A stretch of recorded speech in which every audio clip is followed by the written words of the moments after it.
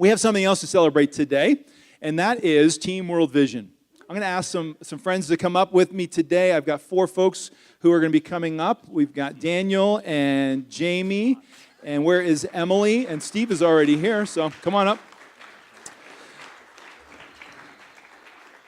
Go ahead and grab one of these mics here. So in June, Lindsay Dean from World Vision, one of our longtime friends with World Vision, was here, and she cast this compelling vision about us running a half marathon in October and raising money along the way for clean water in Rwanda. Now, this is something that we had done many times. The last 4 years, actually, we've done Team World Vision. And so I was wondering, is this going to catch on again, or are people going to be engaged in this? And this vision stole the heart not only of these 4, but also of many others sitting in the congregation right now, and those who aren't with us as well. And a lot of folks were like, I don't run, I don't like running, I've never done a half marathon, but I'm going to do this because this cause kind of captured my heart. I want to raise money for clean water in Rwanda. We set a goal for $25,000 because, again, we were caught by this idea that in the next 5 years, Rwanda, a country that we have been involved with for 15 years, could be the first African country to solve the problem of lack of access to clean drinking water in the next 5 years. And we said, if we want to be a part of that, making that the first country in Africa where everyone has access to clean drinking water. And what we were able to do this year got us really, really close, because thanks to you and this group right here, $105,516 were raised. Yeah. These guys are rock stars.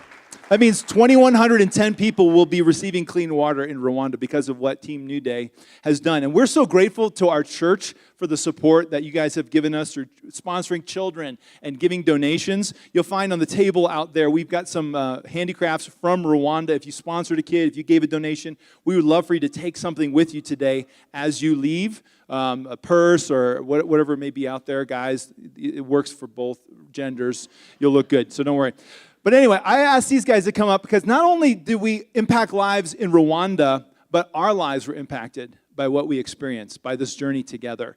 And I know these 4 have all been deeply impacted, and they're 4 that were willing to share part of their story. So, Daniel, let's start with you. Tell us a little bit about your experience. I know that the team run on Sunday mornings, I know a lot of people would be like, getting up at 6:30 in the morning on a Sunday for 18 weeks and going running does not sound fun, but that became a very special part of your weekly rhythm. Yeah, and I have to admit that I would not have run the half marathon if it wasn't for Sunday morning runs. 7 o'clock in the morning doing jumping jacks is not my idea of a good time. And if it wasn't because I knew that there was going to be other people out there doing this, I just wouldn't have done it. I think there were 2 big things that stood out for me about these group runs. It was that I got spurred and I got inspired.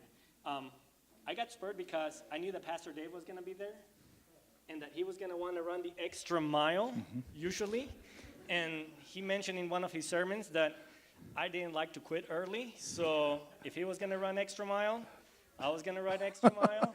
And maybe I thought that was you that was pushing me to run the extra mile.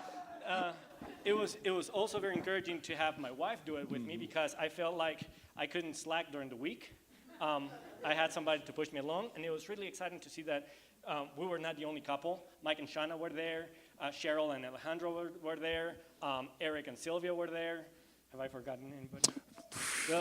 There were several couples, and that just felt good. Seeing everybody out there push me, and I was really inspired by the people that came out.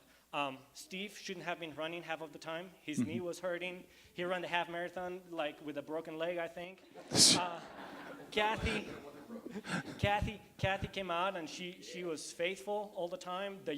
As she's going through chemotherapy. That's right. We had someone 5 weeks after neck surgery finish a half marathon. Incredible, and I mean, you cannot feel like inspired. Mike and Shauna, they have been doing this for several years, so they were always an inspiration. It's like, well, I can never catch them, but maybe one day, if I train for 30 years like they do, maybe I will be able to. That's good. So, those were things that really made a difference to me, awesome. And I would not have been able to do it without the team. Yeah. That's awesome. And I agree with you. Jamie was such an inspiration this year. I remember like week 3, she was injured. Could have easily just quit right there, but you continued on because really, I don't know that this vision kind of caught anyone's heart as much as it caught your heart from the beginning. So just kind of talk about what happened with you. So I was not interested in the fundraising in the beginning. I did not sign up for this because I was interested in World Vision or clean water. I didn't know anything about clean water, and I didn't know anything about World Vision. I was in it solely because I really needed the exercise. But as we got into it and started finding out more about World Vision, I started to care. And I was really struggling with sense of lack of meaning when we started doing this training, and there's a sense of lack of purpose and lack of meaning in life. And this felt like, okay, we can provide clean water for people who don't have something that basic in life. This feels like meaning. And so I started to get into it and become excited about it. And whereas fundraising was not an interest for me initially, it became an interest. And one of the things that I decided to do was bake bread. I bake a lot of bread for our family at home, and I decided, well, I'm going to bake a couple loaves of bread and take them over to our neighbors on either side of our house, and just give the bread away, but use it as a time to tell them this is what I'm doing, and could you support this cause? So I did, and they donated. And so I decided, well, okay, maybe I'm going to make a couple more loaves of bread and take them to a couple more neighbors. And so I did, and they donated, and I just kept going. And I went up and down the whole street taking bread. And when I finished our street, everybody on our street, I turned the corner and started going up the next street. And in the end, it wound up being, I think it was 33 loaves of bread that I made one at a time and took to 33 different neighbors. It was a really crazy experience. They donated, on average, over $50 per loaf of bread, which really shocked me. Mm-hmm. But it was exciting because I was able to give to them, they were able to give to me, to be able to give to people in Rwanda. I was able to meet people that I never would have met. It was quite powerful, really. Mm. And in the end, you raised? My original goal was $1,300. I thought I was going to be lucky to get half that, and it wound up being over $10,000. So that's awesome. Steve, this is not your first time with Team World Vision, but you had a unique experience as well this year. Yeah, so it was really cool. So at the beginning of, and you guys will find this out next year when you all join, but at the beginning of the launch, we have like this launch party where we had like virtual reality goggles where you got to go take a walk with a kid in Africa looking for water. You get to see what she's going through. She's 5 years old, carrying a little tea kettle because that's all she could carry because she was too young. And it just kind of like, I was like, you're not crying, I'm crying. Like, I'm gonna own this. And the coolest thing that came out of that is, like, Lindsay Sajak was there. And my daughters, Janine and Awen, were there. And they're like talking back and forth. And I'm like, we're in a meeting, we should be focusing, you know. Little did I know, they were coming up with this plan to raise money for Team World Vision, and they came up with this plan, and by the end of it, it ended up being like a Sajak, Brodigan, Cochran thing, where these kids were all getting excited about building peanut butter and birdseed and pine cone bird feeders. And they built, what was it, like 72 pine cone bird feeders over 3 or 4 days, and then set up a table at Murdoch's. And somebody, Daniel down here, challenged them and said, hey, I'll give you a dollar for dollar match. And in the end, it ended up being $542. That's awesome. And the cool thing about that is my kids, like, you know, I get to talk to my kids, they're up in Montana, I get to talk to them every Sunday, and they would always ask, hey, Dad, where's the team as far as raising money for World Vision? And they got excited about other kids that they've never met, and, like, they got a passion for ministry, and that was probably the coolest thing for me. Yeah, thanks. I think one of the great things that this really does is it builds community. And Emily was new to our team this year. She had just moved from Minnesota and had been involved with Team World Vision before and thought, this is a great way to meet people.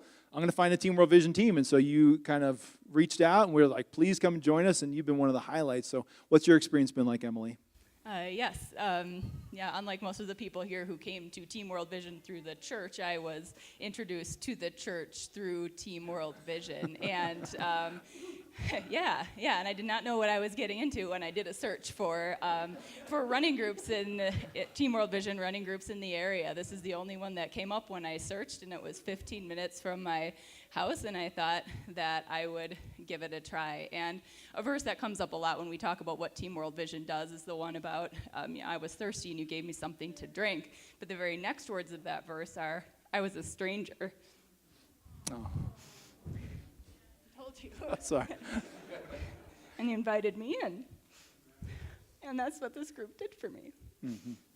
It was a lot of little things, you know. It's not like it was instant best friends. It was just things like greeting me by name, running with me and talking with me while I gasped for breath in my new high altitude home. I think I ran with Shauna the first day, and she's just cruising along, and I'm like, I'm from Minnesota. It's very flat there.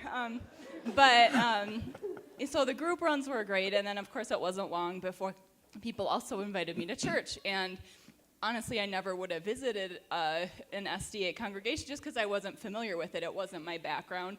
It was something I wasn't familiar with, but because of what I saw in the people at the group runs, I was interested in checking it out. So I was invited to church. I was invited to people's homes for breakfasts and dinners and lunch. And then as the season wrapped up and I was kind of thinking about how much I was going to miss the group runs, I was invited to join a small group. So.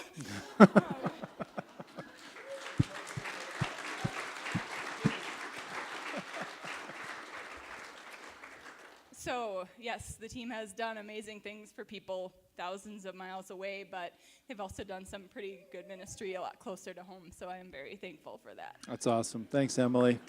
Wow.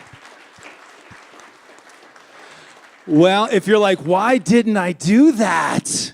You have an opportunity again next year. So come June, we're going to be starting another team. So please put it on your calendar. Let's again thank these guys and all of Team World Vision. Well done. Well done.